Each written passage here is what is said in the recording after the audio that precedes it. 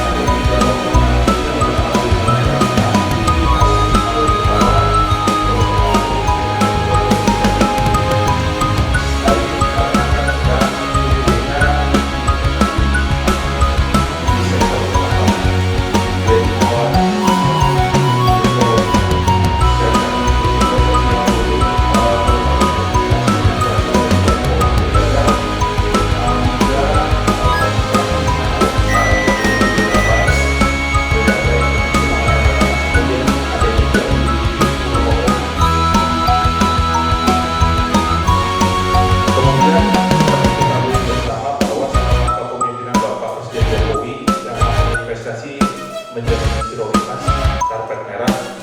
Mungkin kalau kita lihat perkenalkan, nama saya Ibu Tumurdiana, saya Kepala Lembaga Pemasyarakatan kelas 1 Batu, Nusa Kambangan, Jawa Tengah.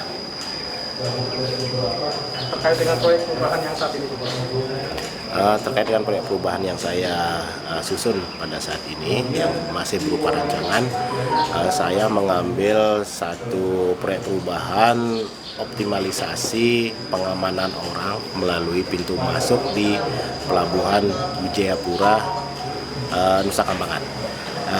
Itu diketahui bahwa sesuai dengan Statblad nomor 25 tahun 1912 bahwa pengelolaan Pulau Nusa Kambangan menjadi satu kawasan khusus, bahwa Pulau Nusa Kambangan yang saat ini diampu atau dikelola oleh Kementerian Hukum dan HAM, CEKI Direktorat Jenderal Pemasyarakatan, yang saat ini kami di Nusa Kambangan terdapat 9 UPT berupa 8 lapas dan 1 lapas, dan juga akan segera beroperasi 3 lapas lagi. Jadi total UPT yang ada di Nusa Kambangan sebanyak 12 orang. Nah, itu yang melatar belakangi kami untuk membuat satu proyek perubahan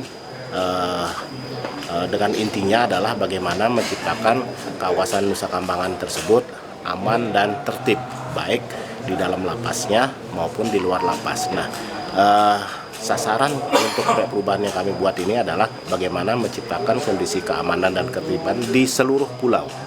Karena bagaimanapun Nusa Kambangan ini memiliki wilayah seluas 12.000 meter persegi. Jadi itu merupakan potensial sekali bagi kerawanan-kerawanan yang ada di Nusa Kambangan.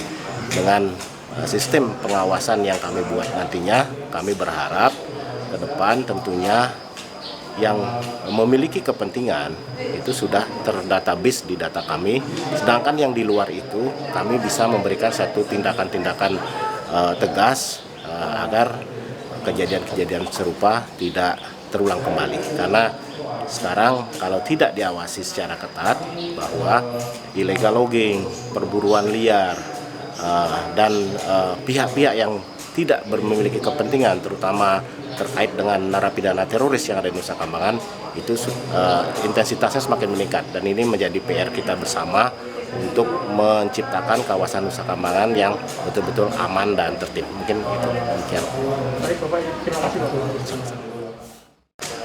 Oke, jumpa dengan Pak siapa dari Siap, nama saya Arif Rahman.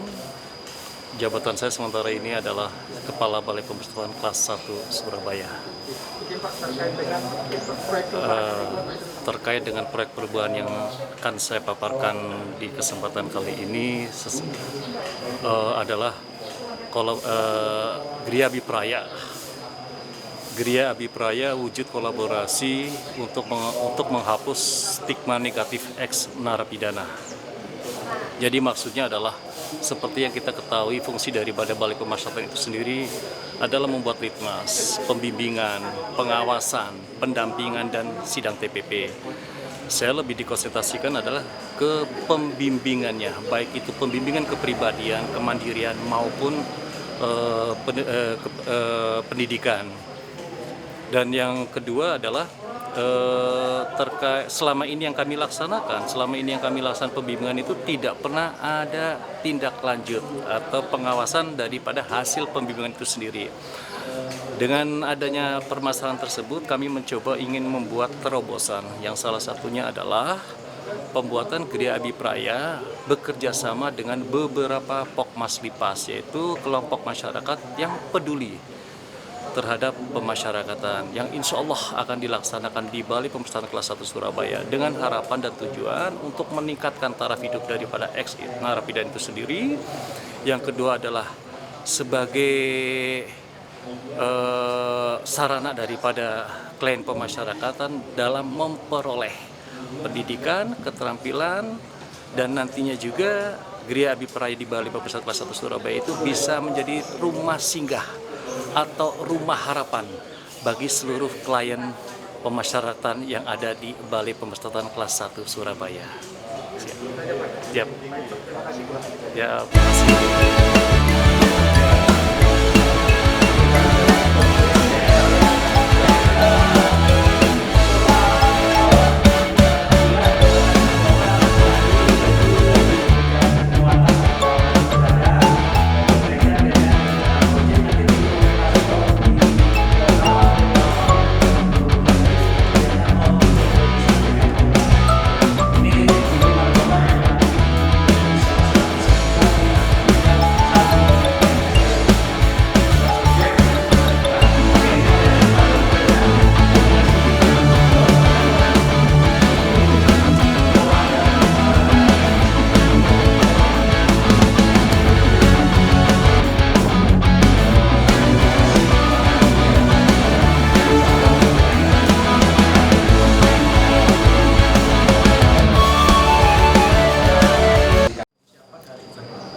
Halo, saya Sri Yusfini Yusuf dari Kanwil Kementerian Hukum dan HAM Banten.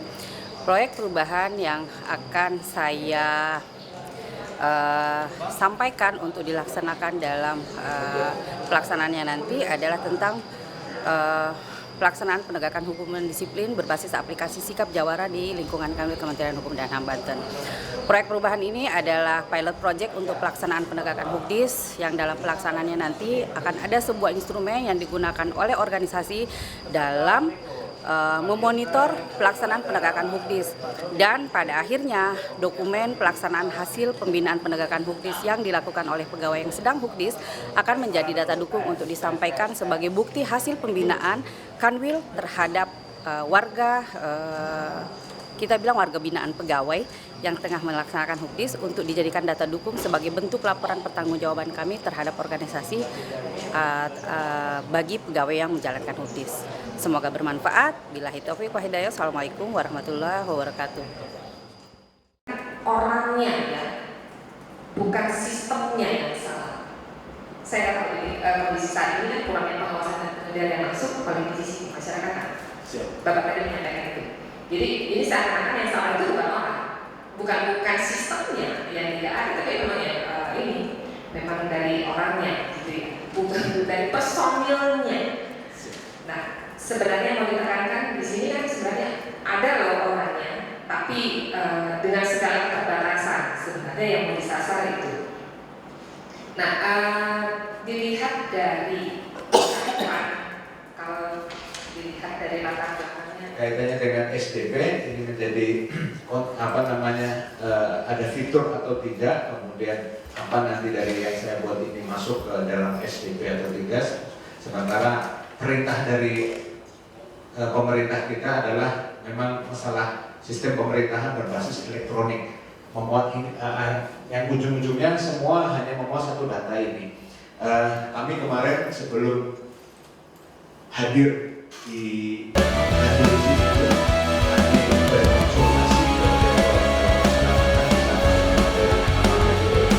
teknologi informasi dan bersama Pak Kuswanto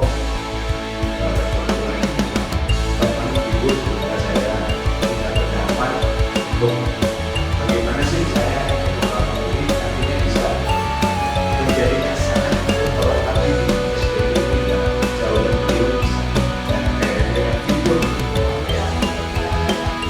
maksudnya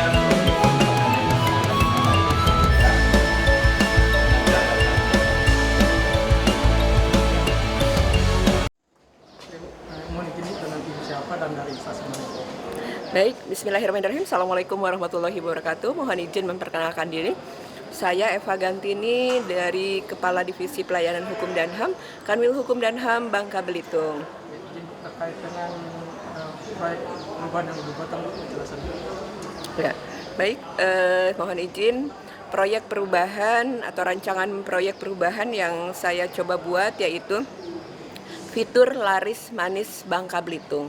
Apa itu fitur Laris Manis Bangka Belitung? Adalah sebuah fitur layanan notaris dan monitoring notaris yang ada pada website Kemenkumham, babelkemenkumham.go.id. Fitur ini mempunyai dua manfaat. Yang pertama adalah untuk pelayanan notaris kepada masyarakat, dan yang kedua adalah untuk pelayanan dari masyarakat kepada majelis pengawas notaris, yang nantinya fitur ini akan memudahkan masyarakat untuk pertama melihat data-data resmi siapakah notaris yang ada di Kepulauan Bangka Belitung, dan juga yang ingin berkonsultasi tentang segala macam kenotariatan seperti itu. Siap. Terima kasih, sukses untuk semua. Oke. Izin Pak, dengan Bapak siapa dan dari mana Pak? Iya. Auzubillahi minasyaitonirrajim. Bismillahirrahmanirrahim. Assalamualaikum warahmatullahi wabarakatuh. Selamat pagi, salam sejahtera. Mohon izin memperkenalkan diri. Saya AKBP Herbanu Esa, asal pengiriman dari Polda Kepulauan Bangka Belitung. Saya peserta PKN 2 tahun 2022 dengan proyek perubahan strategi pembentukan bara air. Bara air itu adalah singkatan dari Bayangkara Masyarakat Perairan guna peningkatan pelayanan kepada masyarakat pesisir pantai di wilayah Belitung. Demikian, terima kasih. Assalamualaikum warahmatullahi wabarakatuh.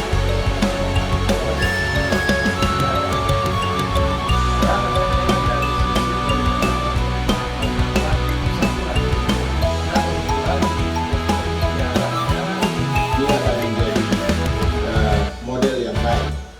Memang seperti apa yang juga disarankan tadi oleh penguji, kita juga berharap untuk saudara karena fokusnya